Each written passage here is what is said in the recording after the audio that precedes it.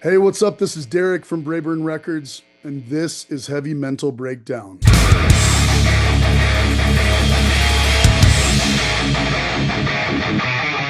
Derek, it is so nice, man, to finally see your face, hear your voice, and connect this Instagram connection finally. Likewise, thank you for having me this evening. It's kind of nice to make humans out of this stuff. Isn't it? Absolutely. Yeah. Yeah, we tend to kind of get caught up in DMs and, there's so much going on.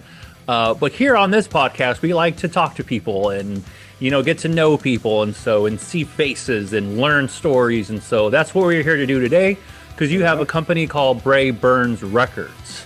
Braeburn Records, yeah. Yeah. I started the label in 1998 in Salt Lake City.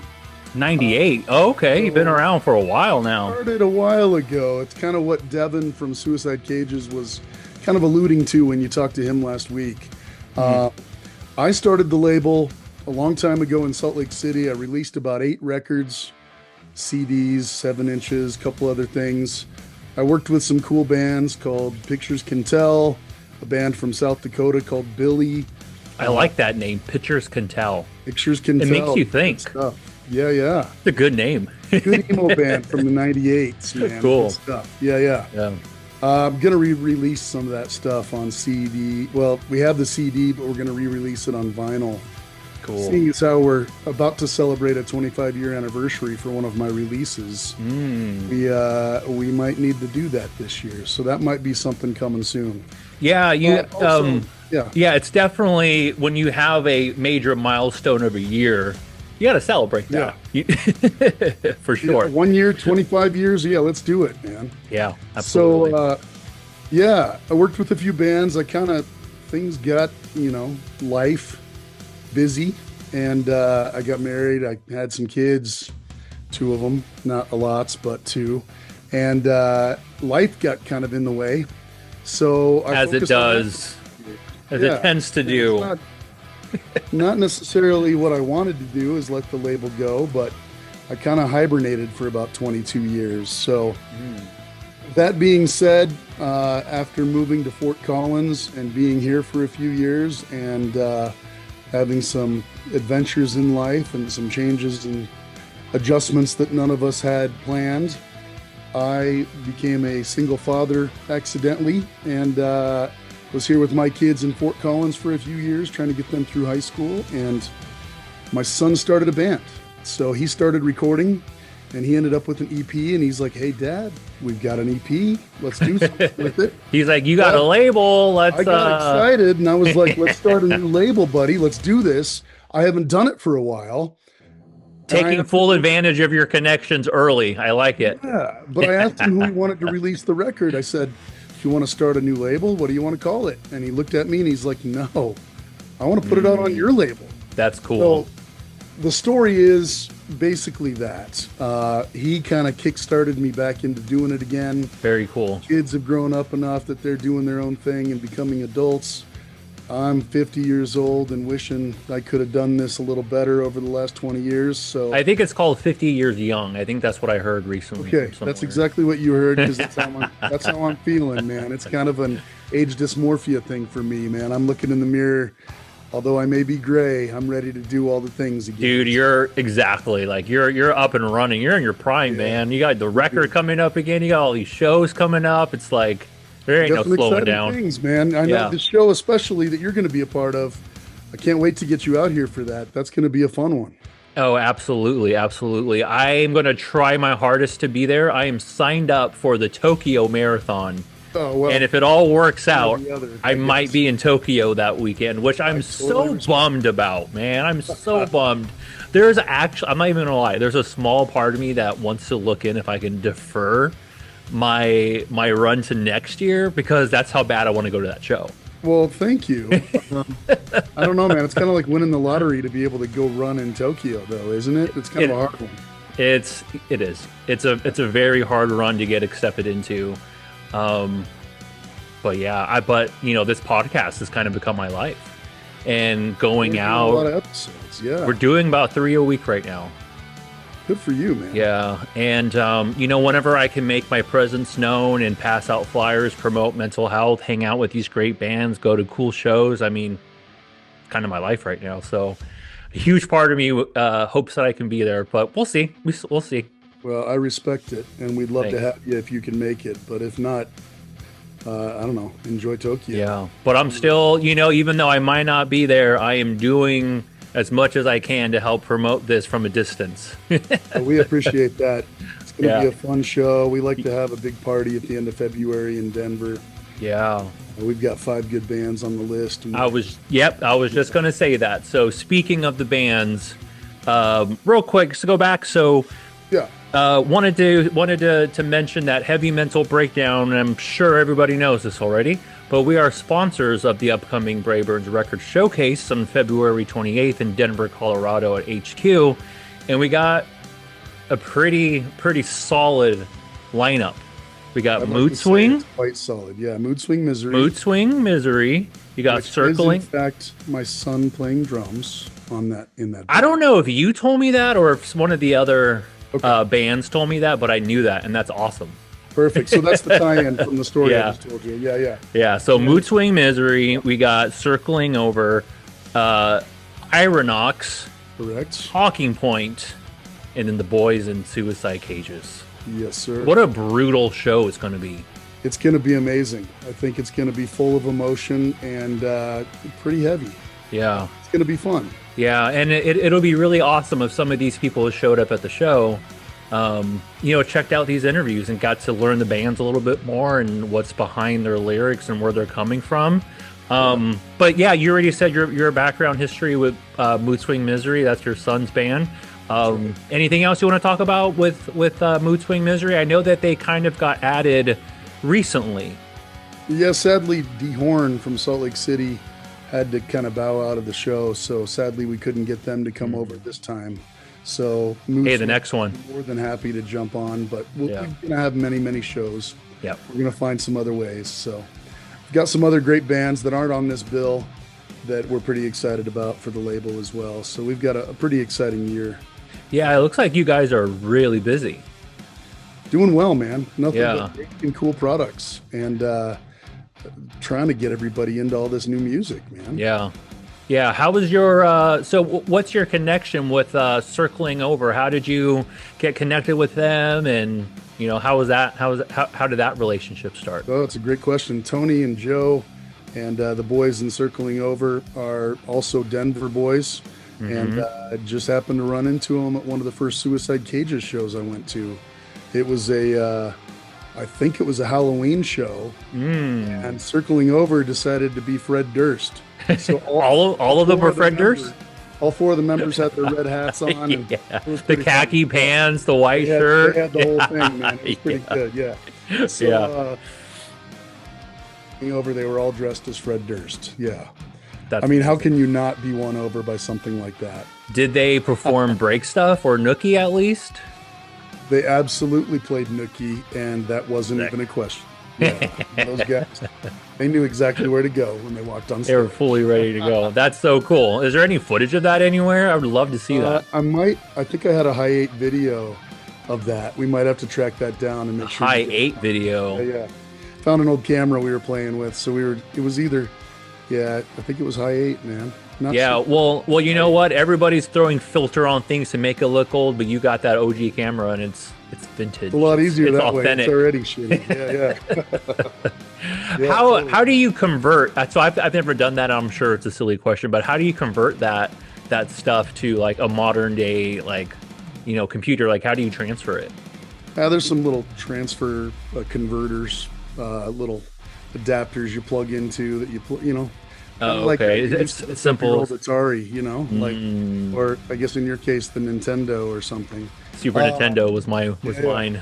Yeah, there's always a little thing you got to plug into the back of the TV. It's kind of like that with the computer too. Okay, cool. So it's like an Next to HDMI port or something. That's cool. I didn't know. That makes me want to buy one of those cameras. If it's that easy to just transfer it over and it looks vintage and authentic, Plus, that's you don't what I have to want. look for the filter later. Exactly. You got it right there. Yeah. Exactly. And all the filters look the same because everyone's using them. So It's already grainy. It's coming now. Yeah. Yeah. So how about Ironox? How did you get connected with them? Yeah, the gentleman that plays guitar, who I think you also did an interview with, Mr. Rick Ash. Yeah, Rick Ash, formerly of Suicide Silence. Yeah, that was a big one. I was actually very stoked to have that interview. I was very stoked. Great one for you at the beginning of all this, huh? Yeah. Rick happened to be living in Denver a couple years ago, and he had Devin from Suicide Cages do a little feature on the record.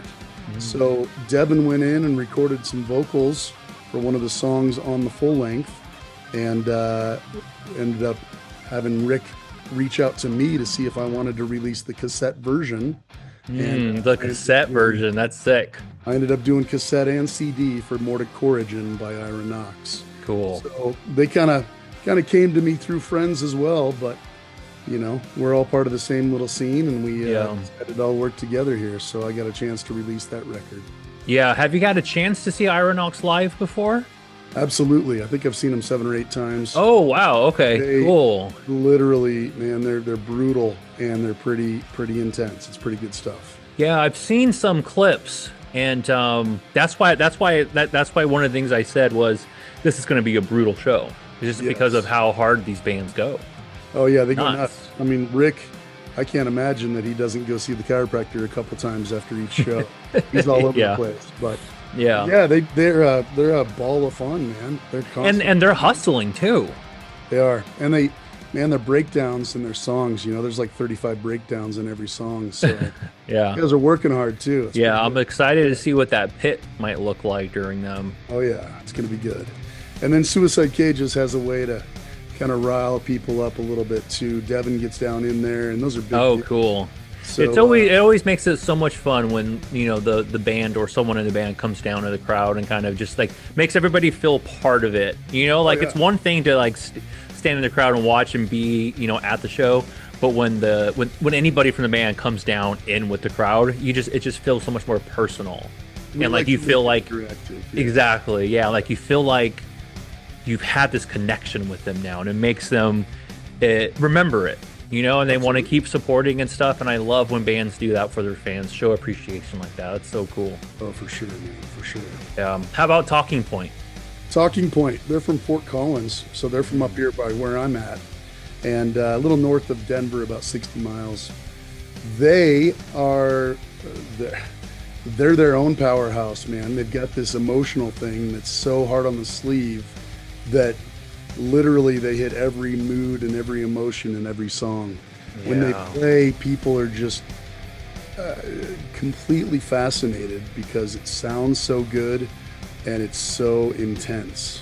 I know you talked to Jaron a little bit. Yeah, good guy there. Man, great guys. All of them are such good dudes. They've got one of the guys in the band has played in a lot of professional acts and toured quite a bit. So he adds a real good layer of technical aspect to it. But man, they're an overall great band, bunch of wonderful dudes, and that new record that's going to be dropping by them this year, it's pretty impressive, man. I tell you. Yeah, it was a couple weeks after my interview with Jaron, and I DM'd him. I'm like, dude, I'm not even gonna lie. Count Me Out has been on my like playlist ever since we had that breakdown. Oh, for sure. I love that. I legitimately love that song. Dude, and he's got these lines. There's like a line in every song that doesn't leave. You know what I mean? Like, exactly. Yeah. And the ghost that haunts you the most, that haunts me the most. Yep. Right? Yeah. And that line stuck with me. Yeah. And that's the part when that song comes to my head, that's the exact line that goes, because I felt that. I'm like, yes, I'm the ghost, like that past me keeps coming back and like haunting me, and it's trying to destroy me. It's trying to do this or that. It wants me to not get better. And that's what I go through on like a daily basis. And so I'm just like, man, that song it really hit. There's another song on that album that I'm sure you've heard. That kind of has this crazy break, and then there's like this triple vocal with like a man and a female vocal going on at the same time, and it says, forever was never supposed to be this way. And that one haunts me even more. Just listening to that record and having that break in there. You know, music itself is healing, right? Like music can get us all through a lot. I know it's helped me and saved me in a lot of ways. Granted, other therapy is very healthy, and we all have to process our traumas because we all have some. Oh yeah. In doing so with music, I find that it's a very big piece of this. So I think it's wonderful that you're doing a podcast related to music and mental health, because for me, listening to the heavy stuff is part of the catharsis of it all, right? Like you need that yelling, you need that screaming, those moments of repeated lines that resonate with you. They become your mantra, you know, they become your safe space to get out of that spot that you get in. And this record, the Talking Point record especially, is very good for that. You know, so one of the reasons why I wanted to start this podcast is because I think metal and rock and roll kind of, if you're not in that community, it kind of can get a bad rep for just like how it sounds, and it's loud and there's screaming, but the content that's there and the reason why it's being screamed is because of how much emotion's coming from it. Like it's crazy when there's certain phrases that you sing or you scream, and it's kind of a release of the emotion. Sure. And it's exactly how that line should have been said. Right? Yeah. And that's presentation. Yeah. Exactly. And that is one of the goals of the podcast, to be like, hey, it's not just about angry people or like whatever mindset you might have on it. Like, these are real people with real lyrics, and let's hear the stories behind the lyrics and behind them. And, you know, like, you know, it's always kind of bothered me. And so, and that's one of the reasons why this thing means so much to me, because, you know, trying to make somewhat of a little bit of a difference out here. But absolutely. You know, there's books on the topics now. Like, I know there's been 2 or 3 vocalists that have written like full books on how screaming has saved their lives. Yeah. How that therapy has become, you know, the yelling and the screaming and the being a part of fronting a band has gotten them through the things that nothing else could have. And I'm a firm believer in that, man. Music is going to take you to places that you wouldn't go without it. Yeah, I agree with that.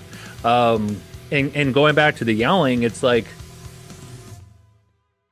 you know, a lot of times people say when you're angry or sad or going through a crazy emotion, people are just like, just scream out, and, you know, just scream out of the open or scream in a pillow so you can get some of that emotion out. So, like, I can't even imagine what it's like for a band to be screaming these lyrics that they've put out into the world, and now they're performing in front of people on a stage with spotlights on them, and just they're yelling. And so it's like this connection with the fans, but it's also this very lethargic feeling within themselves. And when they walk off the stage, you can be like, oh shit, I needed that.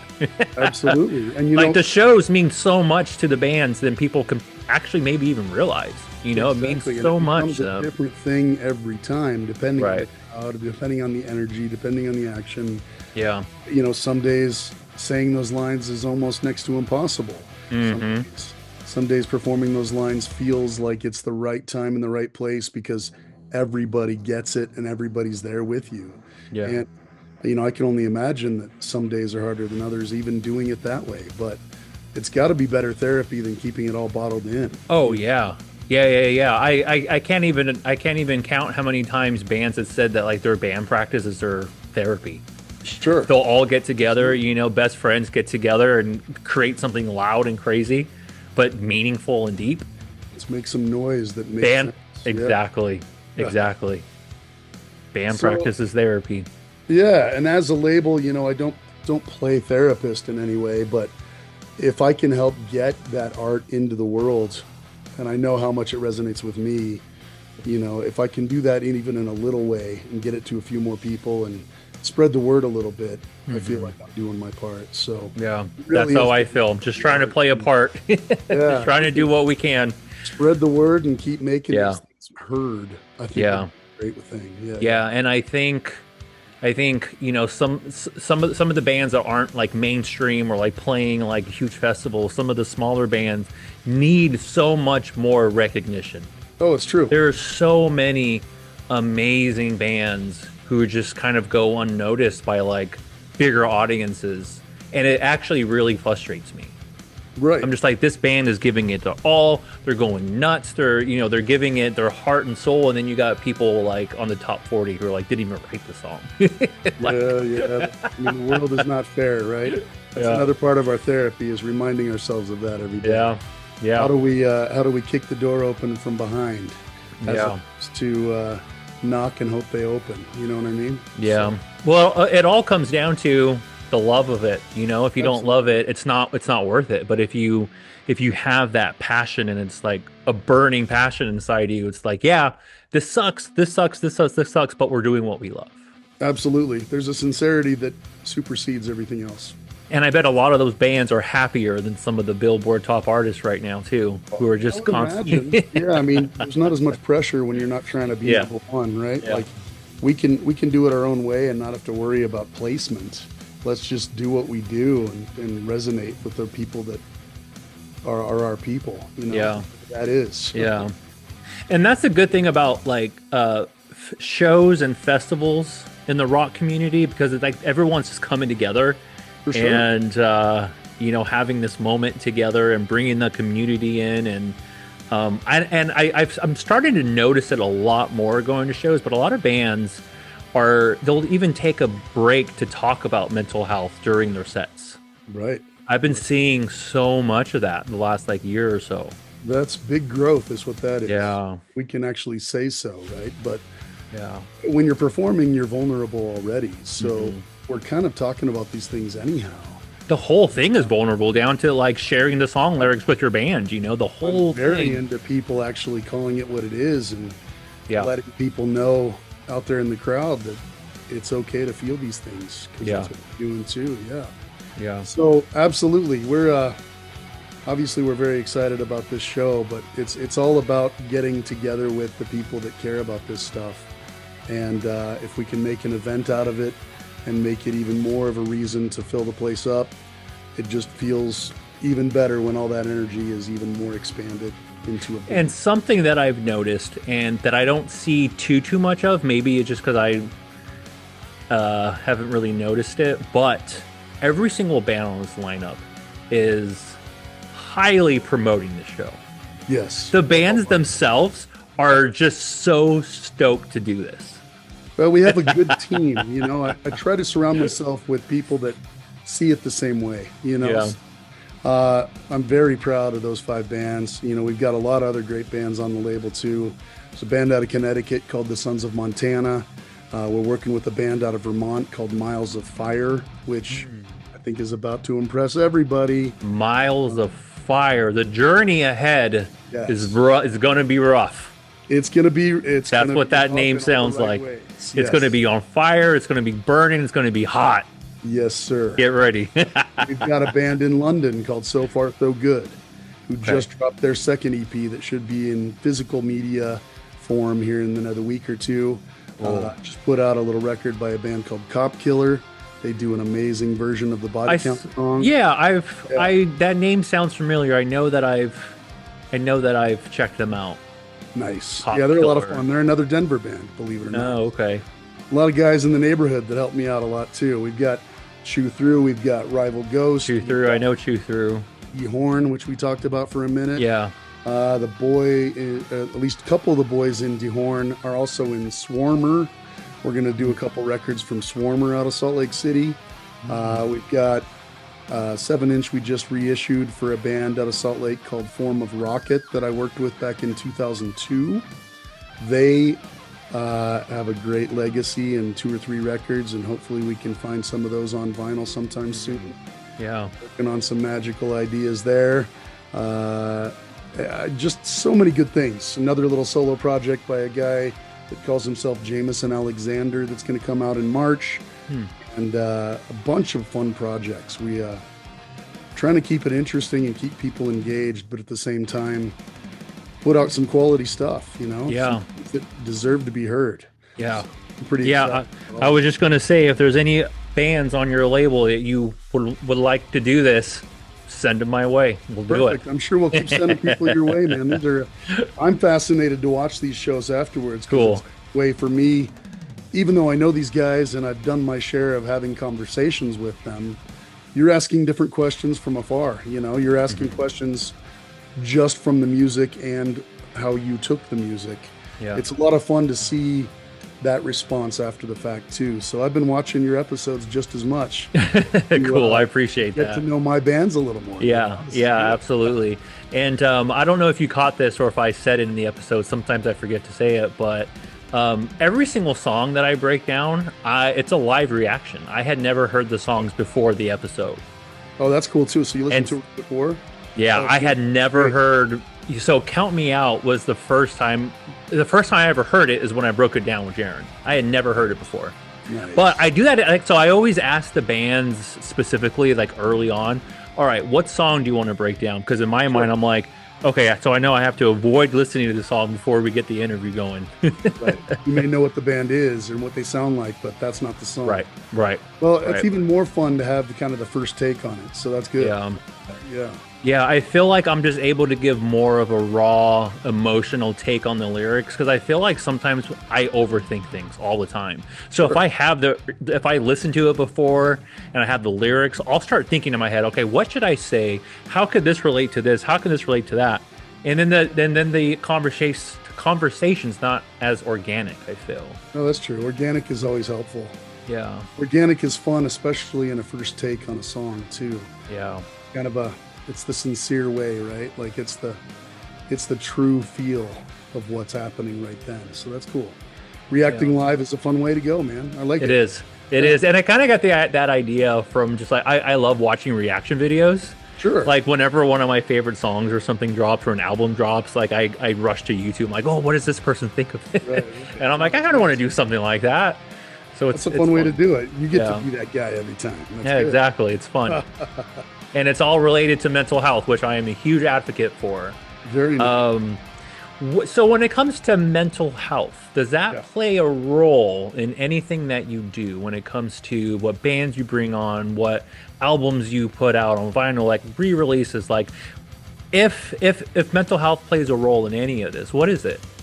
Well, I think it's more of a role than I could even imagine off the top of my head. So again, mental health becomes something that you realize is more important as you struggle through life and have these traumas that we all run into. Whatever they may be, we all have them, right? So it's not a comparison thing. It's not I had this happen, it's worse than what you had happen. Yeah. But we've all had these things that become struggles, and we all have. I find, first of all, music is such that it'll hit in a nostalgia way. It'll hit in a memory way. You'll hear a song that you didn't expect to hear, and it'll bring back tastes, feels, smells, emotions, whatever. All of it. So would it have been a song in the middle of that trauma? It's going to make you break down completely. Is it a song that makes you feel like it was one of the best moments of your life? You're going to smile and sing along every time you hear the song. But also the opposite too. Yeah, exactly. You know, if you hear a song and it takes you back to like, oh, this is what I was listening to this when I was going through this, so now that just reminds me of this bad time. It's weird the role that music plays in your life. It becomes a process, right? It is. It becomes now I need to sit in it for a minute, and I need to process it in a different way. So, having the fresh, organic way to listen the first time is great, but you'll never have that again because that song's going to be attached to something in your mind now and in your heart.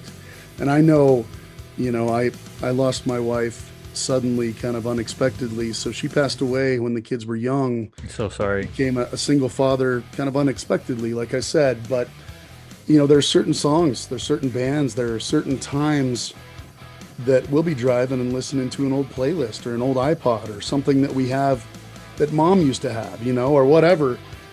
Using the camera. Yeah, exactly. That's what that high camera was. Yep.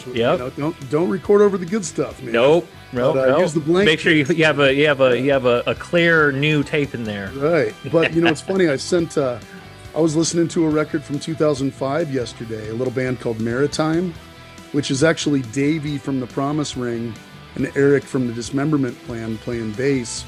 So it was like a side project that happened while the Promise Ring was down for a while.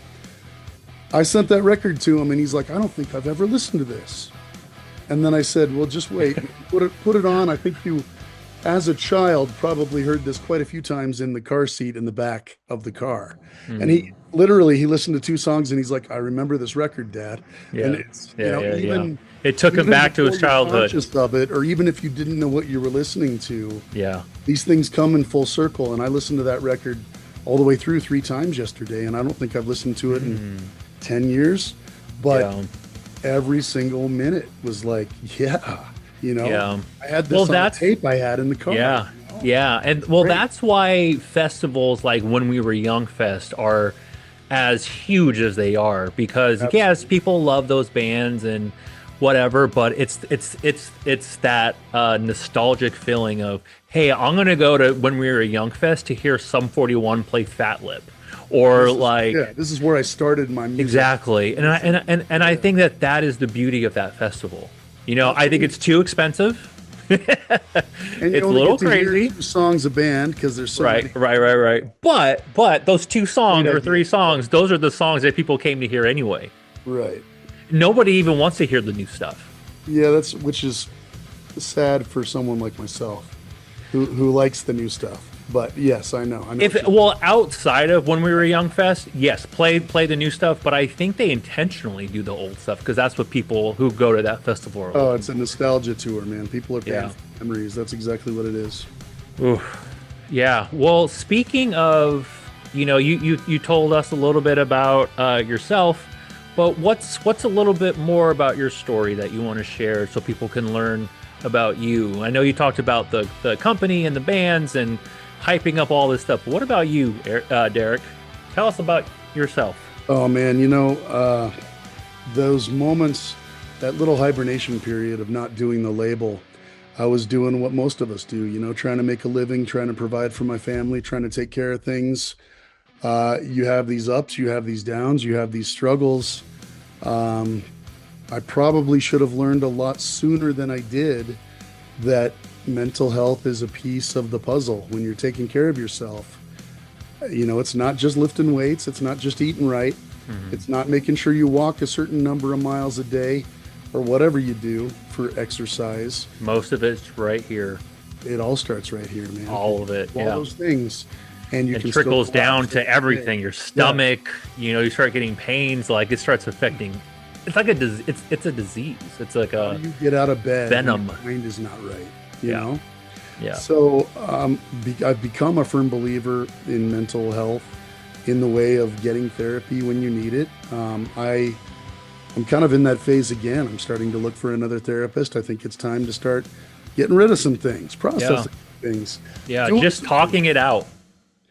Absolutely. And I'm fortunate in the fact that my girlfriend that I have right now happens to be in that industry. She's a therapist herself. And while you don't want to use your significant other as the person that is your therapist as well, right, she reminds me sometimes that maybe it's okay for me to go have some time to process these things because even the therapists do it, and there's a reason why some of us have avoided it for so long because we're scared of it. But there's another reason why we need to get past that, because we can make so many more good things happen when we're able to overcome the ghost that haunts you the most. Which is, again, ourselves, where we're our owner's worst enemies every time.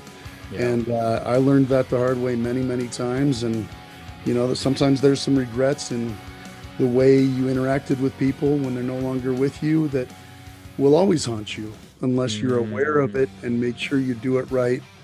That's a good perspective on that. Like the ghost I'm the ghost that haunts me the most. Can almost just even be like a situation that you have with somebody, and so you connect that ghost with you, but also that person.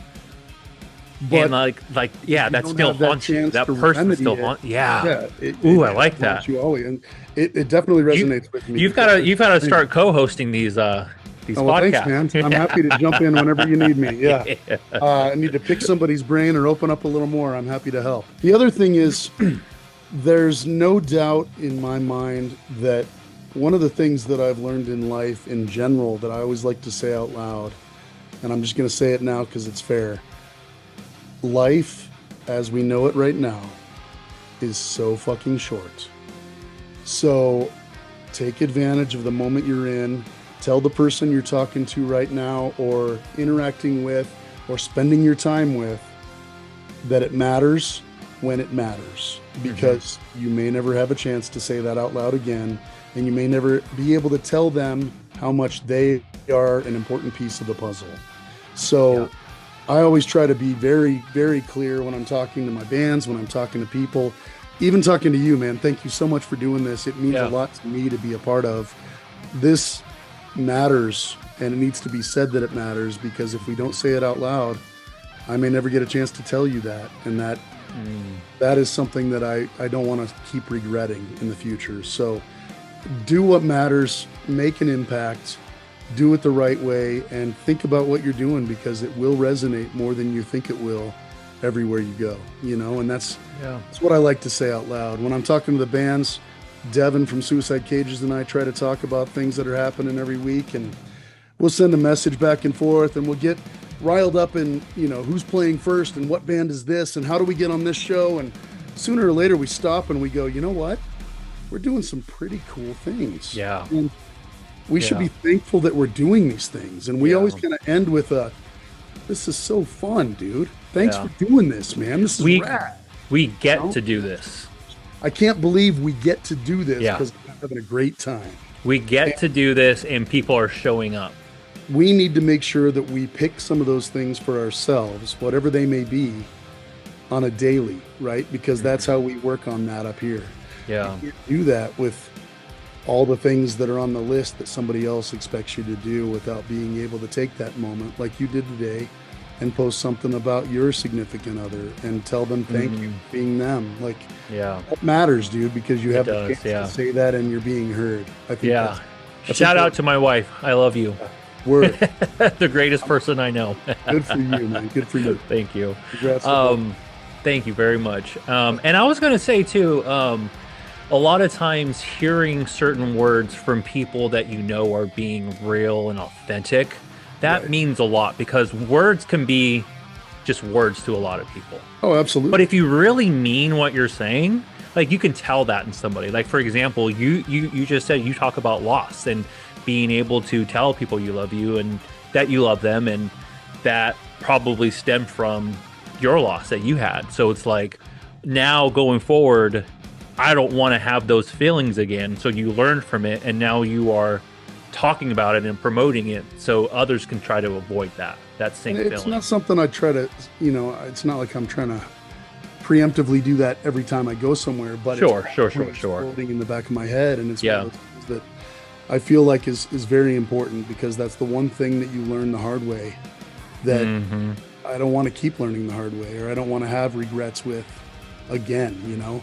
I'm very thankful that I had the time I did with my wife, and I'm very thankful that we had a lot of great conversations, and I think she knew that I cared about her. But, you know, the point is, you don't know when things are going to change, and the world is kind of crumbling around us right now anyway. It is. So if we can't have there's no better time for a rock and roll mental health podcast than now. Let's scream out these emotions. Great time for some amazing music to be made as well. And a lot of it is. And that's what I liked from my interview with Devin. You know, a lot of his a lot of the lyrics in that song were coming from kind of a political place. Right. You know, and there's a lot of crazy things going on right now in the world of revolving around politics. And, you know, so the world right now inspired him to write those lyrics and to make a song out of it and make it a single. To be angry right now. You can hear that. And that's the best way to, like, get that anger out. Like, don't take it out on your friends and family. Don't take it out on fans or your bandmates or anybody. Take it out on the music. Right. And it's okay that it's 15 minutes of brutal onslaught and possibly even a punch to the head. But Yeah. it's what we decided to do. You know what I mean? So it's good. Yeah. Yeah. Yeah. That took me back to like being in a mosh pit, getting kicked in the head, or like wanting to be front row for your favorite band, and a crowd surfer goes in and kicks you right in the head, and you look at them and you smile and you help them get down. and you go home and you go, I got a bruise from the event that I was at tonight. Yeah, it's almost like a battle scar. Yeah. Look what happened to me last night. I was there. Sorry, I got a black eye for a couple days, everybody, but this is a scar that I'm wearing with pride. Yeah, absolutely. There's been so many shows that I've gone to where I'm like, okay, during this very specific song, I'm going to be in the mosh pit for this, but I'm not going to be there because I'm not a fan. I'm not somebody who's in there the entire time. It gets too tiring. But I need to let that aggression out. And there will be songs that that mean a lot to me and like help me get through that emotion. So when I hear it live, being able to mosh and scream it out at the same time too. I mean, just the band's being able to even provide that outlet for fans too. Oh, because sure. you walk into a show and it's like, just forget everything that's outside of these doors right now. Like this is the moment. Right. We all talk about living in the moment and being present, and at times we are like that, like shows. But for some reason, when we leave, it changes. But why is that? Why is that, Derek? Yeah, why does it change after you leave the show? Man, it's a situational thing. Again, we walk into that burning down world. We have to see it a little bit and process that too, right?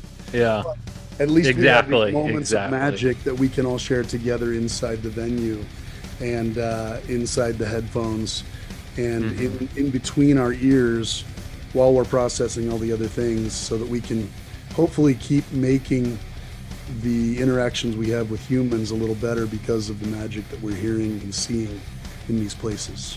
And that's, to me, that's where the heavy music matters, because it's some of the greatest people making these songs. It's some of the greatest people experiencing this music with me when I'm watching the bands play. These are some of my best friends and always have been through the whole process, and this is where I'm going to find my people, because we all resonate the same way. But I think it helps all of us. And mental health, man, don't forget that. Don't ignore that piece of the puzzle. It's okay to get help. It's okay to say you need help. It's okay to have moments of weakness, but it's okay to be vulnerable. Yeah, see those for what they are and be vulnerable instead of hide that and turn it into something else, because there's no reason to take it out on somebody else. Or take it out on yourself, even with like substance abuse or like hurting yourself or anything. Like there's a lot of ways to take that anger and aggression out. Yeah, but if we can all just figure out a creative, productive way to do it, and I am at fault to that. I think we all kind of are. It's a lot easier said than done. Easy. Yeah, it's true. It doesn't help, but it's too easy. Yeah. We've all done some of that, I'm sure. Yeah. For me, music saved my life. Like legitimately did. Beautiful. And after that happened, I kind of said to myself, one day I have to do something that involves music and mental health in the community, because there was a song that saved my life, and the lyrics. It was because of the lyrics. That's amazing. And that's also part of why this all started. So have you told the person who wrote those lyrics that has happened? No. I hope that in this process of doing this podcast, you're able to find that person and have that conversation on this podcast about this. That's kind of my goal. That is my goal. Well, I'm seeing that for you, man. I see that coming in another year or so. Well, it's Corey Taylor. It's Corey Taylor from Slipknot. Well, it might even happen faster than that then. Sounds like he's a pretty good dude. You could probably find him pretty soon. I actually respect him so much, and one of the reasons it had been about a year or so where this podcast was an idea. Okay. But one of the things that really pushed me to finally start is I was watching a video on YouTube, and it was Corey Taylor sitting down with a therapist, And Corey was opening up about his childhood, the abuse of his childhood, why he wears a mask on stage to hide, from the world and not show his identity. There's so much to unpack with him. And he sat down. It's like a 30-minute, maybe it's even longer than that. But he sits down and there's a part where he even cries in it. Where I'm like, man, if I would have thought when I was a teenager looking at Slipknot, like 20 years later, yeah, did I see that guy like posting, for the world, like, sure. So I'm like, if he can do it. But it took him that many years to get there. It did. So this is all part of our process, sure. Yeah. But it's smart of you to see that now and know that that's the process. I think, it's very feasible that you can have this conversation with every single one of us in the music industry. Would love to. Music. And I think, you're doing your best at catching all of us as fast as you can. So you're doing I really am. I appreciate it, man. What is this? Episode 42 already or something? You're doing great. This episode will probably be in the 50s when it officially comes out. That's literally. Yeah. I was actually counting it the other day. I'm like, in the first year, I'm going to be at least 60 episodes, probably more. That's amazing. In just year one. That really is amazing. Good for you. Thank you. I've kind of become addicted to it.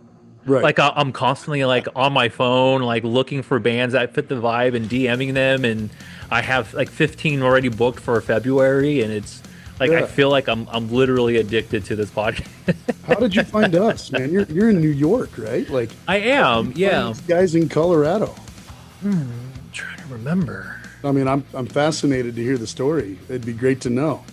Well, what I like to do is whenever I've brought a band on and their interview is out and it's posted, I like to go to who they are following or who follows them and be like, okay, if I approach this band and they can see that I've interviewed one of their friends or a band that they know, and it kind of gives them that extra like, okay, this could be cool, It's that network made. Exactly. So I'm pretty sure, I'm not sure if I found your account first or one of the band's accounts first, but there was someone who I interviewed that was following one of you, and it just kind of just, you know what, it was Rick Ash. That's right. Rick Ash is how I found you guys. You found Rick around the circle. Yeah. Well, so he found me actually. Oh, okay, even better. It was wild. Like I got a DM and I opened it up and I was reading. I'm like, wait, who is this? Yeah, who just sent me a note? Yeah. That's and great. He was telling me that he really wanted to share his story, and I'm like, yeah, dude, come on, absolutely. Like that would you don't have to ask me. Tell me what day you want to come on, and you can come. See, I'm telling you, you schedule this. You have a pretty good thing going here. You've opened it up to exactly what some of us can use, and you saw that as a helpful thing and a good way to tell the story, which is great for all of us. Yeah, it's definitely one of my highest listened interviews. Is it really? Good for you. It is. Nice. It is. It was a really solid one for me. And it meant a lot to me too, because Mitch Lucker from Suicide Silence, I still think about all the time. Oh, yeah. All the time I think about him. Yeah. And just, one of my issues is I like to live in the past a lot. And my mind constantly goes to what if all the time. Sure. And what if Mitch never passed? Right. They were on track to be one of the biggest metal bands of all time. They really were. They were on track, and they were almost like they were there. And then tragedy happens. Yep. And so to be able to talk to someone who knew him, oh, for sure, really meant a lot. Who not even knew him, but like played music with him and he was on the first record. Yeah. He wrote songs with him. Yeah. So it's really wild. It's really wild to hear the stories, and for him to even approach me, I'm like, you tell me when you want to go. That's wonderful, man. Yeah. So that's probably how. Yeah, that's how the whole connection started. Well, that's good. We appreciate that we're all here, and I hope that the talk with Mood Swing is just as fun for you. Yeah, it will be. They're good energy, man. You're gonna have some fun talking to them. Yeah, I like to push a little bit, open up a little bit more, open up. Oh, for sure. I have a feeling they're going to give you some good stuff. Cool, and it will probably be a good one for you to listen to. Your son will be on it, and he'll kind of hear a little bit of, maybe there's some some stuff there that would be a very positive thing for you two to connect on. So, well, we try to have lunch once a week and be father and son as well, but we always talk a little music while we're there. So absolutely, this is all part of the deal too. What brings you together? Well, dude, I hope that you can come to this show in February. Me too. And I hope that Tokyo will still have you when you're ready. Yeah. It'd be wonderful if we could meet in person, man. But if not, then we'll do it some other time. Absolutely. I was going to say, this has all worked out so well. Everyone has been absolutely amazing, down from all the bands to yourself. Perfect. And would love to do it all again. And let's highlight and promote these bands. And they have to be noticed. They need a platform to talk about. Like, they have their platform, of course, but I think having a platform to talk about their music and their lyrics and mental health, I think is really important. It's an important thing to do, I think. Thank you for doing what you're doing, man. I think it's a great thing. Thank you. Really do. Yeah, man. So, keep me posted. Reach out when you have questions. We should do a check-in every couple, I don't know, 6 months, quarter, whatever. Let's check in. I don't want to go 6 months for not talking to you. I thought, dude, that's true. You talk to somebody 3 times a week. How about a couple weeks from now, we check in again before the actual event? How's absolutely. All right. And I was going to say too, like, even if I can't attend, I have a lot of family in Colorado. Oh, nice. So I'm actually in Colorado all the time. I just might not be able to go this time, but I was just in Colorado like a month ago. But so I would probably send one of my cousins out to the show. Do that, dude. Make sure you get somebody out to present for you. Yeah. And you and I'll have dinner sometime when you come into town. How's that? Absolutely. That would be a blast. Right, well, Derek, dude, thank you for coming on, and thank you for letting thank you for letting Heavy Mental Breakdown be a part of your show. It's an honor to be on that poster. Dude, we love to have you. And we appreciate all you've done to help promote it. We can't wait to see everybody February 28th. Thanks again, man. At HQ. Where's the best place to go for tickets? DM one of the bands. Okay. So find us on one of our accounts. Suicide Cages, Talking Point, Ira Knox, Circling Over, Mood Swing Misery, or myself, Braeburn Records. We can get you the early bird price of $10 instead of $15. And it takes care of the bands. When they do that, they get most of the money to them for that through the process. It takes. I mean, and that's a complete still for the lineup. That's. Oh, it really is. I mean, it's. Yeah, it's a yeah. There's no excuse, Denver. We're gonna do some giveaways. We're gonna have some raffles. I'm gonna have lots of goodies for everybody. We're gonna have a lot of fun and make it a party. Everybody. February 28th at HQ in Denver, Colorado is the Braeburn Records Showcase show at, I think I already said this, but HQ. You have Mood Swing Misery, Circling Over, Ira Knox, Talking Point, and the insane crazy guys that we love so dearly in Suicide Cages. Suicide Cages. And if they don't see you in the pit, then... we'll push you in. We'll push you in. No, we won't forcibly make you there, but we would love to have you. How's that? There you go.